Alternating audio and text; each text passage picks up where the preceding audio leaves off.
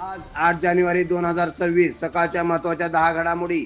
आरक्षण मिळाल्यानंतर पुन्हा जनरल कॅटेगरीवर दावा करता येणार नाही, सर्वोच्च न्यायालय. चालू आर्थिक वर्षात देशाचा वृद्धी दर 7.4%. केंद्र शासन ISRO करणार PSLV C62 मिशन लॉन्च. मुंबईचे सिद्धिविनायक मंदिर आजपासून 5 दिवस बंद.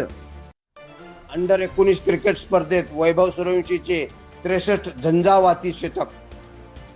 काँग्रेसचे प्रदेश उपाध्यक्ष हिदायत पटेल यांचे निधन. महानगरपालिका निवडणुकीचा प्रचार जोरात सुरू. पुणे-पिंपरी विषयक चिंता वाढली. राज्यात थंडी सुटली आणि हवामानातील बदल. शिंदे गटाच्या उमेदवारावर मारहाण. मुंबईत राजकीय हल्ला.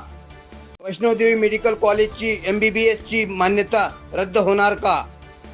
अशा सर्व बातम्या पाहण्यासाठी एकमुख न्यूज चॅनलला सबस्क्राईब करा, फॉलो करा आणि लाईक करा आणि शेअर करा.